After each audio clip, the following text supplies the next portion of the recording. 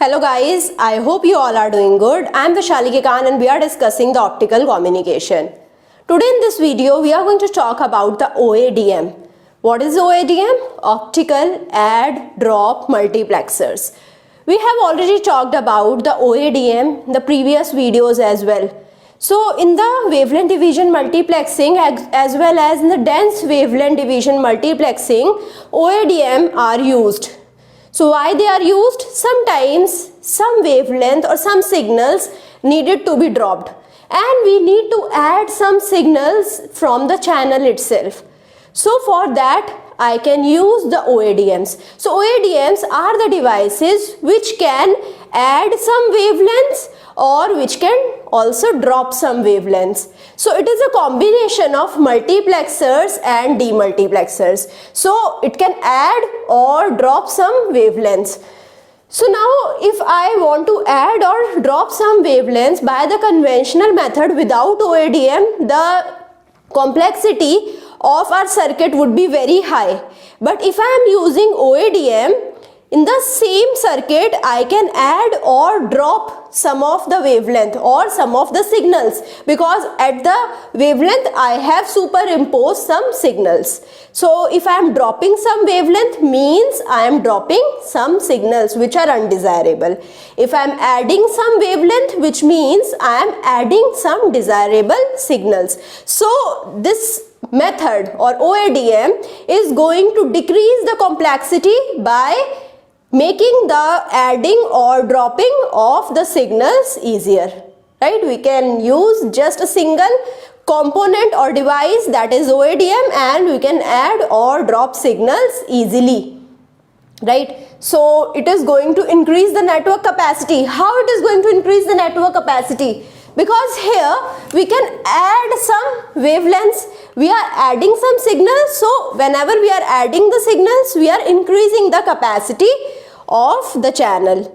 So I hope you understood the basics of OADM. So now we are going to talk in detail about the various types of the OADM. So we have 4 types of the OADM based upon its structure. Now based upon functioning also we have 2 types, fixed OADM and reconfigurable OADM. Fixed OADM is known as OADM only and reconfigurable OADM is known as ROADM. So we will be talking at last about fixed OADM and ROADM. So first let's talk about the basic 4 types of structures of OADM. So first we have the parallel OADM. In the parallel OADM, we are having the signal which is composed of the several wavelength, right? So we have lambda 1, lambda 2 up to lambda n. All of the lambdas, all of the wavelengths are simultaneously transmitted through this fiber, right? So this is my optical fiber. Now at the end of the optical fiber, I have used demultiplexer. Demultiplexer is going to distribute this signal over the different wavelengths. So it is going to distribute the signal as lambda 1, lambda 2 up to lambda n. Now here I am sending lambda 1, lambda 2 up to lambda n minus 2 to the multiplexer for adding up, but I am dropping the lambda n and lambda n minus 1. These were undesirable signals, right? And similarly at the multiplexer I can add lambda n dash minus 1 and lambda n dash. So this is how we can get the output signal, because the multiplexer is going to combine all of these n signals. We have lambda 1, lambda 2 up to lambda n. I have drawn the 2 drop in the wavelength and 2 add in the wavelength.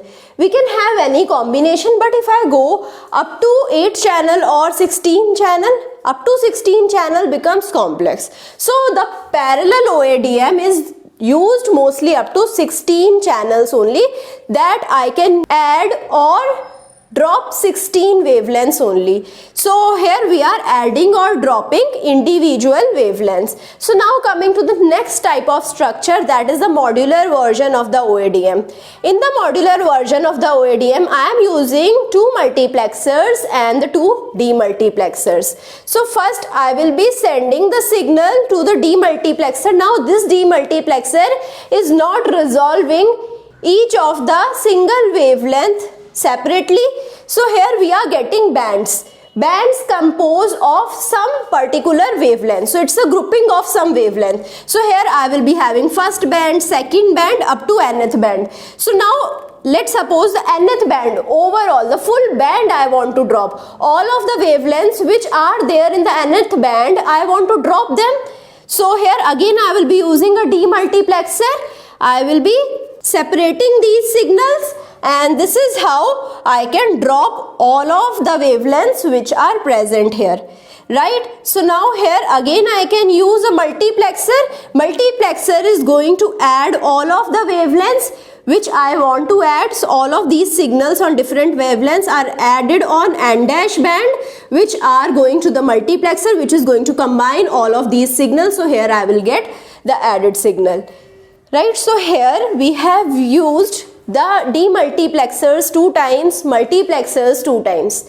Now the complexity of this structure is more than the complexity of parallel OADM, right? But this demultiplexer will be of very high sensitivity, so it has to resolve all of the wavelength separately, but this demultiplexer is resolving the wavelength bands only. So this is how I can say this demultiplexer is not that sensitive like the parallel demultiplexer of the OADM, right? So now here we are multiplexing and demultiplexing at the 2 levels. It is used in the dense wavelength division multiplexing, where I have a lot of frequency bands, right? So here I am using a lot of frequencies, a lot of channels would be there in the DWDM, right? And there I can use this type of structure. I can resolve it into the bands, because if I want to resolve it in a separate wavelength in DWDM, I will require a very sensitive demultiplexer as well as multiplexer, right? So this type of demultiplexer would be comparatively cheaper than this demultiplexers if I want to operate it at dense wavelength division multiplexing. So now coming to the serial OADM. As the name suggests, the serial OADM will be having the serial connection of the OADMs. Now in the serial OADM, we are just dropping the single wavelength at a time, and if I want to drop the multiple wavelengths, I have to connect the serial OADM elements in the network. So in the network I will be having various serial OADMs connected. So here we will be having single drop at a time. You can see we have a single drop and a single add. Here also we have single drop and the single add. So serial OADMs are comparatively easier, but if I want to drop a lot of wavelength, if I want to add a lot of wavelength, so I will be requiring a lot of SOADM elements. SOADM is known as serial OADM. Now coming to the band drop OADM. Now here we are dropping the band as it is. Here also we were forming the bands, but we were demultiplexing the bands and we were dropping it. So now here it is possible that some of the wavelength can directly go to the multiplexer and they will appear at the output. All of the band is not dropped. So this is the possibility over here, but here we can drop a particular band only. We cannot save some of the wavelength from the band, right? So here we can have band drop as well as we can add a band only. We cannot add a particular wavelength. So here we are adding or dropping the bands of wavelength.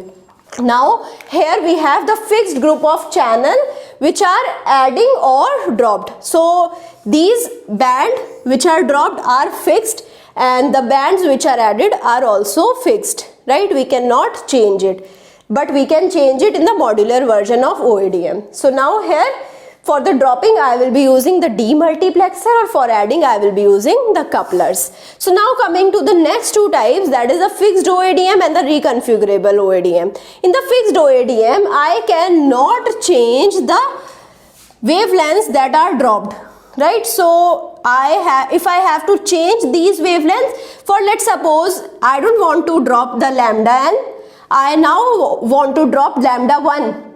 So I have to come here, physically come to it, I have to change the switching manually. But in the reconfigurable OADM, electronically from a remote distance also I can change the switching and I can drop lambda 1 instead of lambda n.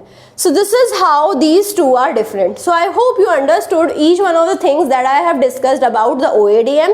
I hope you understood everything and now you don't have any doubt. If you have still any kind of doubt, you can put the doubt in the comment and I will be trying to resolve your doubt as soon as possible. I hope you like this session. If you like it, please push the like button, subscribe to the channel, share it with your friends and also give me your feedback. Thank you so much.